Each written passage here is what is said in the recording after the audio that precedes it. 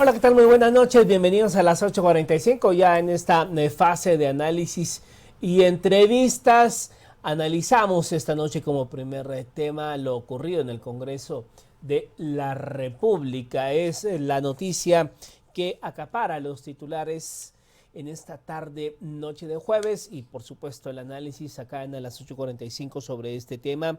Y luego pues vamos a hablar como el segundo segmento esta propuesta de iniciativa de ley de excarcelación temporal por la emergencia del COVID-19. Pero antes de entrar con nuestros invitados, también le damos la bienvenida a Cristian Castillo en esta noche de jueves, como siempre acompañándonos para el análisis y entrevistas. Cristian, ¿cómo estás? Don Mario, buenas noches. Una jornada intensa. Y otra vez el Realpolitik, la política del día a día demuestra que las alianzas no son eternas y que efectivamente en política la historia se escribe día con día. Y una jornada sumamente interesante para el análisis, Mario. Y sobre todo porque, ahorita la brasa pareciera, es mi apreciación, que va a ir a terminar a la Corte de Constitucionalidad. Seguramente, y eso es lo que discutiremos con los expertos en temas constitucionales. ¿A quién le tocará accionar ahora? Porque ya la producción nos ha trasladado alguna información de que el Ejecutivo ha aceptado la derrota política en el Congreso de la República y traslada, digamos, el mensaje de que no irá en contra de esta decisión política en el Congreso y le tocará a otros actores accionar si efectivamente la ley aprobada tiene algún nivel de inconstitucionalidad. Ahora, Cristian, la pregunta acá que cabe es también, ¿qué fue lo que provocó en el Congreso de la República esta cerrazón de filas? Porque, digamos, fueron 126 votos a favor de rechazar el veto de 127 diputados presentes. Interesantísimo, Mario, porque vimos una disciplina parecida cuando se aprobaron los 11,000 millones de quetzales, haciendo señalamientos a otro actor, a otra bancada en aquel momento. Ahora las bancadas pequeñas, porque este Congreso es un Congreso de bancadas pequeñas. Hay que recordar que el oficialismo solo tiene 17 votos en el Congreso de la República y que obviamente lo que domina esta legislatura son una gran cantidad de bancadas pequeñas que pueden moverse pendularmente y hacer alianza entre los pequeños en contra de los que pueden ser grandes. Y bueno, vamos entonces a abordar, a desmenuzar este tema desde el punto de vista legal, pero también desde el punto de vista político. Preguntamos a producción si ya están nuestros invitados listos para que podamos pues platicar con ellos. Estamos entonces contactando, haciendo la conexión. Y pues bueno, Cristian, pulso político, al final queda en medio la población que realmente está urgida de que, pues, ¿qué va a pasar con esto? Aunque hay que decirlo también, las empresas que prestan estos servicios, ya sea telefonía, también energía eléctrica, sobre todo el tema de energía eléctrica, están facilitando convenios de pago para las personas que definitivamente el agua les llegó hasta el cuello y no pueden hacer efectivo el pago de los servicios. Yo me pregunto también, no creo yo que en esta situación vayan a empezar las empresas a volar y a cortar servicios. Sería algo contraproducente incluso para la imagen de ellos mismos, ¿no? Y a esto lo venían haciendo sin necesidad de la ley. Es decir, aquí, como bien lo dice Mario, el problema es que la población siempre queda en medio de choque de intereses de actores políticos. Lo que el pueblo o la población necesita en este momento son reglas claras, normas claras, y estas confrontaciones o estos pulsos políticos entre el legislativo y el ejecutivo tienden a generar zozobra, incertidumbre y a no dejar con claridad qué es efectivamente lo que va a regular las próximas decisiones y acciones de la sociedad guatemalteca. Y digamos, ¿no era más factible que este decreto, el 1520, hubiese salido desde el Congreso de la República hace 26 días con, digamos, delimitaciones específicas de a qué sectores tenía que beneficiar? Porque, digamos, uno de los argumentos del presidente de la República era que quedaba muy abierto y que cualquiera podía colgarse de ese acuerdo para decir, bueno, pues entonces que me difieran a mí o me pausen los pagos durante 3 meses. Digamos, no hay ahí un error del Congreso de la República. Pero también de la presidencia, porque en la conferencia de ayer el presidente decía que el tema de fondo es la inconstitucionalidad. Pero eso es lo que discutiremos. Claro, y vamos entonces a enlazarnos con Carlos Besares, experto en temas constitucionales y también analista político, y más adelante también nos enlazaremos con Mario Fuentes de Starac, también constitucionalista, para tener visiones de lo que acá está ocurriendo. Muy buenas noches a ambos, licenciado Besares y Fuentes de Starac. Buenas noches. Muy buenas noches, licenciado Fuentes de Starac. Iniciamos con usted refiriendo cuál es en el diseño constitucional del Estado guatemalteco el rol del veto presidencial, esa capacidad de colegislación que la Constitución le otorga al presidente y que puede generar estos pulsos políticos como el que hemos visto este día.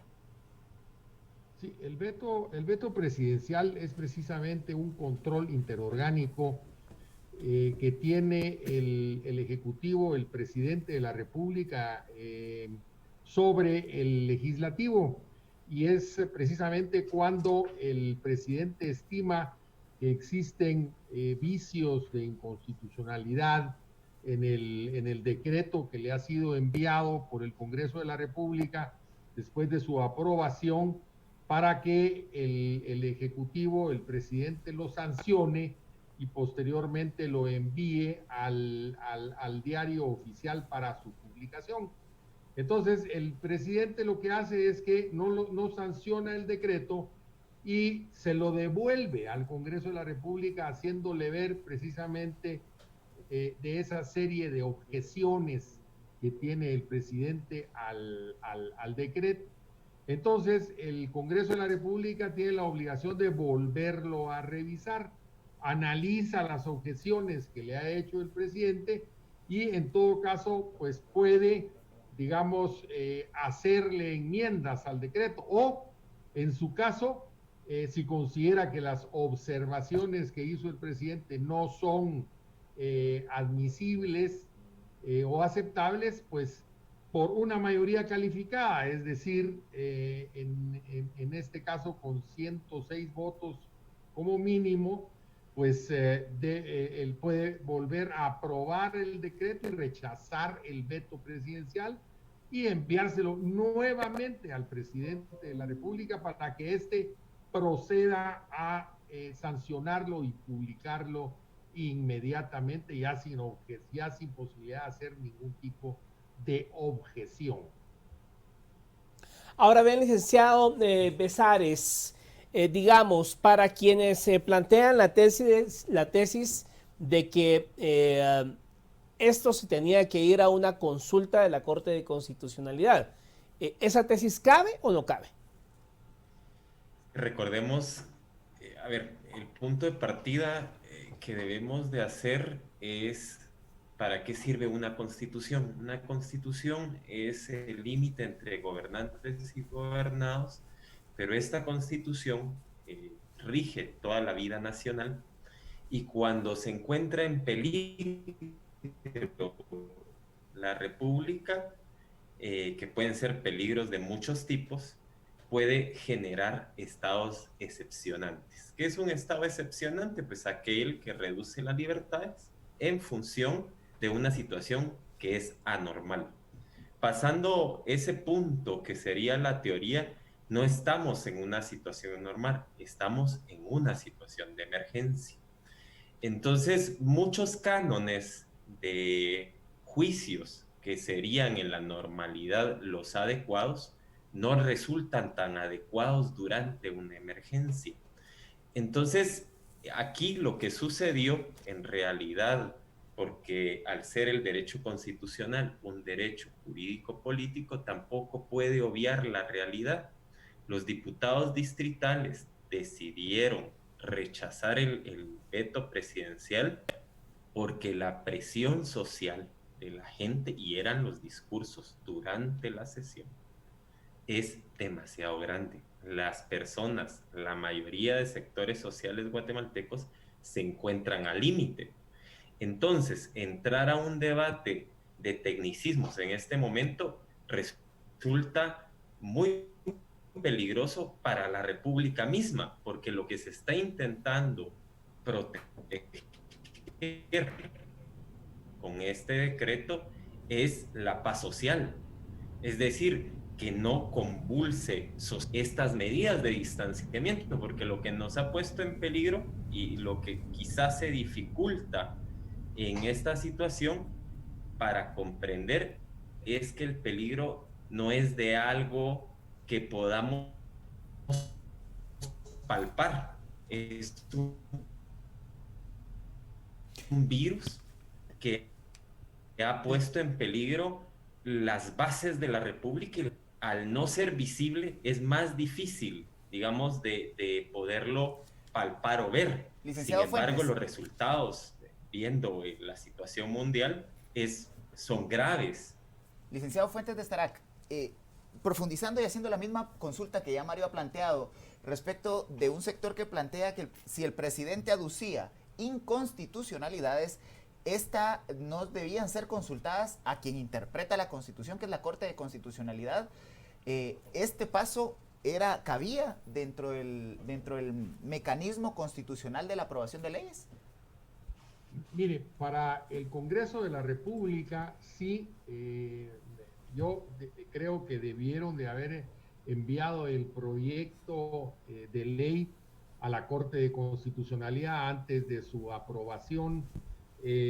Ahora ya el presidente de la República ya estaba en una situación pues muy comprometida, porque dice la Constitución que dentro de los 15 días siguientes a que le sea enviado el decreto, el presidente pues tiene la obligación de proceder o a vetarlo o a sancionarlo. Es decir, que el presidente ya no tenía mucha capacidad de maniobra acá.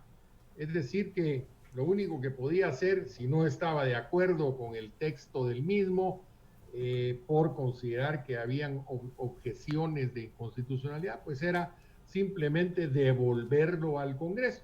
El Congreso pudo haber ya en esta etapa hecho la consulta nuevamente a la Corte de Constitucionalidad antes de proceder a rechazar el veto. Sin embargo, pues es evidente que el Congreso no se tomó esa posibilidad y consecuentemente procedió a votar inmediatamente para ver si se rechazaba o no el veto del presidente. Y pues ya todos conocemos el resultado de la votación, de más de 127 creo que fueron los diputados que votaron el día de hoy y rechazaron el veto presidencial. Consecuentemente, pues le será enviado al presidente para que inmediatamente proceda a su sanción y promulgación.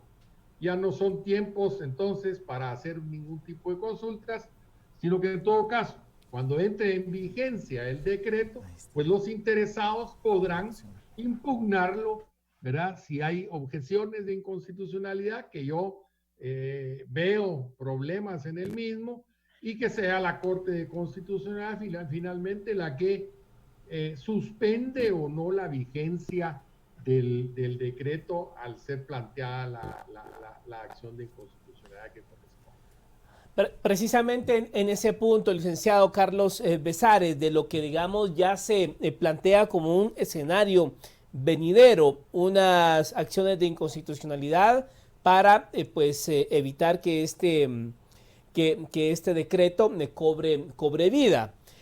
¿Cómo ve usted los escenarios en la Corte de Constitucionalidad? Porque digamos hay mucha duda en la población.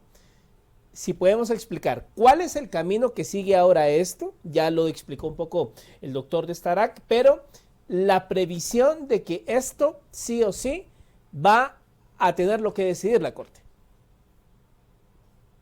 Bien, una vez se reciba en presidencia el decreto legislativo 15-2020, el presidente tiene obligación de sancionarlo según la Constitución en el artículo 179. Si no lo hiciera, en un plazo de 8 días, el Congreso de la República debe publicarlo en un plazo.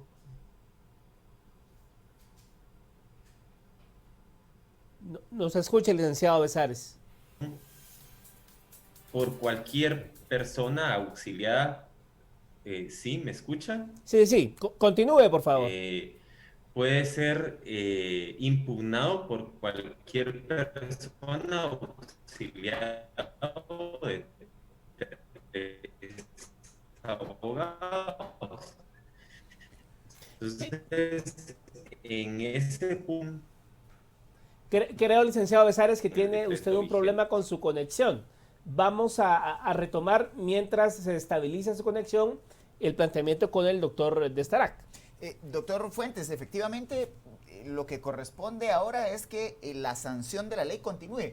Tal vez la duda en este momento es que los plazos empiezan a alargar la incertidumbre de una población que ve una confrontación entre diputados y ejecutivo y que no termina de quedar en claro cuál va a ser su situación frente al pago de los servicios que está consumiendo en este momento de crisis. Ya el licenciado Besares refería que efectivamente estamos en un momento excepcional. ¿Cuánto tiempo podría llevar esa incertidumbre si al momento de entrar en vigencia otros interesados accionan en contra de la norma? Bueno, nomás sea publicada en el diario oficial, pues en ese momento ya el decreto cobraría vigencia inmediatamente y consecuentemente pues se tendría que plantear la impugnación de inconstitucionalidad. Si fuera inmediatamente, pues la Corte tendría que conocer del asunto, y si la Corte de Constitucionalidad pues decreta la suspensión provisional de la vigencia del decreto, entonces pues simple y sencillamente el mismo pues ya no sería aplicable. Pero si la Corte de Constitucionalidad no acoge la petición de suspensión provisional del decreto, entonces el mismo continuaría vigente durante todo el trámite de la impugnación. Así que esto está en manos de la Corte de Constitucionalidad. Yo me imagino que la misma Corte, al nomás tener ya la impugnación a la vista, procederá, dada la coyuntura que se está viviendo, una coyuntura pues de mucha incertidumbre, como ustedes señalan, pues entonces la Corte de Constitucionalidad tendrá que decidir inmediatamente si suspende o no provisionalmente este decreto 15-2020. Antes de pasar con el licenciado Carlos Besares, una información de último minuto. El Congreso acaba de remover con 86 votos a favor al secretario ejecutivo de Conamigua, Carlos Nares, por lo que dicen en los ponentes, por su mal desempeño y gestión al frente de esta institución. Así que ha sido removido Carlos Nares de Conamigua. Licenciado Besares, retomamos con usted la conversación, que estaba un poco inestable su señal. La pregunta acá es, y ahorita quiero que quizás salgamos de lo jurídico legal y entremos a la esfera política. ¿Cuál es su interpretación de lo que vimos hoy en el Congreso de la República? Porque digamos, hasta las bancadas que se creían leales o en esta alianza oficial votaron a favor de rechazar el veto. ¿Cuál es su lectura de esto? ¿Se rompió esa alianza? ¿No se rompió? ¿Es esto dicho coloquialmente a compadre hablado? ¿O cuál es la lectura de ese rechazo masivo al veto? No, no es que se haya roto del todo la alianza. Coyunturalmente se rompió en función de la presión social que se está viviendo en el país, especialmente los diputados distritales. Es decir, los discursos realmente lo que reflejaban también eran una desesperación manifestada en los distritos y los costos sociales e incluso personales que pudieran arriesgarse los diputados al no apoyar el decreto legislativo 15-2020. Y esto será una constante en toda esta crisis sanitaria. Es decir, la sociedad realmente va a estar presionando precisamente por el tipo de restricciones económicas y sociales a las que está sometida debido al COVID-19. Ahora, licenciado Besares, el impago en estos meses que la ley les puede otorgar a las personas, sobre todo de menos ingresos en el país, debe también aclararse que es un impago que deberá trasladarse a futuro. Es decir, el pago, lo que no se paga ahora, es una factura que se traslada a un momento posterior, cuando la economía puede que esté en condiciones menos favorables que las que tiene en este momento. el decreto prevé convenios de pago hasta de 12 meses para poder pagar. O sea, aquí el decreto no está permitiendo un impago completo, simplemente lo que está permitiendo es diferir un pago y prorratearlo hasta en 12 meses. Esto lo que o sea, la idea principal de este decreto es permitirle a las personas un nivel de liquidez dentro de la crisis, porque recordemos que en estos momentos lo más preciado es la liquidez. Entonces, esa liquidez se quiere generar a través de darle este compensador social a la gente. No es una ayuda que vaya a variar las condiciones económicas de la gente, pero por lo menos es un compensador dentro de otros que puedan crearse. Doctor Fuentes de Estará, que el día de ayer entrevistábamos en el noticiero a el director ejecutivo de la Asociación Nacional de Generadores, que agrupa precisamente a todos los involucrados en la generación de la energía eléctrica en el país. Y él, el día de ayer, en el contexto de ayer, decía que estaban de acuerdo con el veto presidencial porque de haber entrado esto en vigencia hubiese creado un serio problema en la cadena de pagos que tiene que ver en la generación y distribución de energía eléctrica. Él decía que en la cadena de pago en cuanto a los que generan y distribuye hubiese sido un impacto terrible. Volviendo ya al día de hoy con lo que ha sucedido, ¿usted cree que va a haber un impacto así? Pues mire, el problema, yo entiendo, ¿verdad? Que hay una intención de aliviar a la población, digamos, sobre todo a la más vulnerable en estos momentos. Ahora, uno no puede así de fácil adoptar actitudes antieconómicas, porque ¿qué sucede, por ejemplo, con estas empresas que son las generadoras y las distribuidoras, tanto de energía eléctrica como de agua, como de la telefonía, el internet?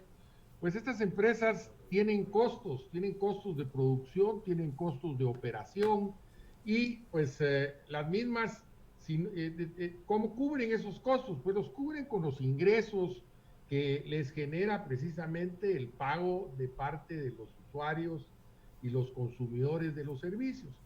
Entonces, es lógico que si pues no se concibió, digamos, una suerte de subsidio, que es lo lógico que se dé en ese tipo de situaciones, que se subsidie al usuario, así como el INDE, que está subsidiando la tarifa social, pues lo que va a suceder es simple y sencillamente que estas empresas van a entrar en un problema serio en sus flujos de caja, y pues en un momento dado pueden colapsar, pueden entrar en una suspensión de pagos y en imposibilidad material de prestar los servicios. Esas son cosas que habrá que analizar, porque pues uno no puede nada más analizar desde una perspectiva parcial el problema, sino que tiene que analizarlo de una manera integral.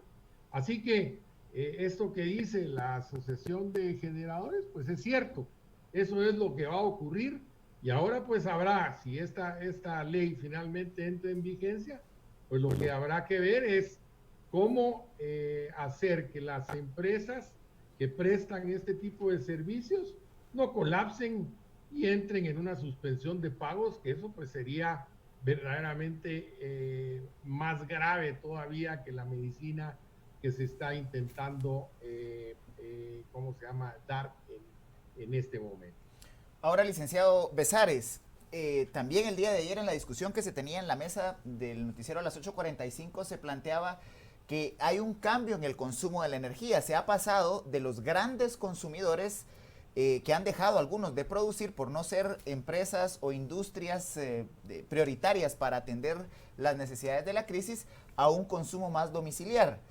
Sin embargo, la ley, al dejar abierta esta posibilidad, también le permite a los grandes usuarios que sí están operando acogerse a ella y poder hacer un traslado de sus facturas a futuro en convenios de pago de hasta 12 meses. Esto al final puede generar ahí sí un aprovechamiento de quienes no necesariamente requieren la asistencia a esta ley. Bueno, hay que especificar algunas cuestiones. El decreto legislativo 12-2020 asigna un subsidio que es de 100 millones de quetzales, más el subsidio que igualará más o menos en proporción el que se entrega en el 12-2020, y esto aliviaría un poco a las empresas privadas.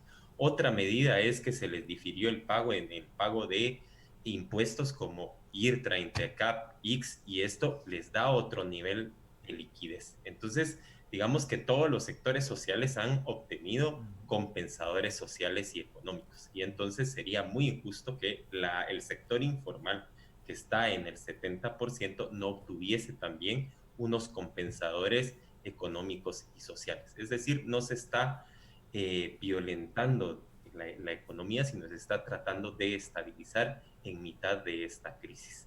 En ese sentido, creo que lo más responsable, si existen estas dudas y la buena voluntad está en alguna de las bancadas, se puede, porque no es una reforma muy profunda al decreto legislativo 15-2020, reformar y excluir al mercado mayorista de acogerse al decreto, aunque del decreto mismo en espíritu se entiende que no es la gran empresa la que se debe de acoger a este decreto. Bueno, muchas gracias a ambos, al doctor Destarac y también al licenciado Carlos Bezares, por habernos acompañado acá en A las 8:45. Buenas noches. Buenas noches. Bueno, la discusión de Christians nos lleva al final, la conclusión. Creo que la responsabilidad también de quien puede pagar sus servicios, pagarla, ¿no? Porque sería de verdad bastante irresponsable y bastante, digamos, no transparente el que si uno puede pagar los servicios, no hacerlo. Porque si no se hace, entonces estamos afectando realmente a los que sí lo necesitan, ¿no? Totalmente de acuerdo, y es que, como bien lo refería uno de los entrevistados, hay compensadores sociales para todos los sectores. De hecho, los consumidores de energía que estén por debajo de los 125 kilowatts hora mes van a tener un subsidio, y seguramente sus facturas van a venir más reducidas de lo habitual, precisamente porque se amplía la tarifa social. Entonces, como bien refiere Mario, aquí el que no necesita este compensador en este momento, lo importante es hacer un autoexamen de la economía personal y poder cumplir con los pagos si se puede en este momento. Por supuesto. Bueno, y también veremos qué camino sigue esto del 15-20, ¿no? Desafortunadamente, incertidumbre, Mario, porque como ya los invitados refirieron, ahora queda en manos de los agraviados que vayan a accionar en algún momento en torno a esas supuestas inconstitucionalidades. Y por supuesto, la otra semana habrá mucha noticia al respecto. Hacemos una pausa muy breve y ya volvemos.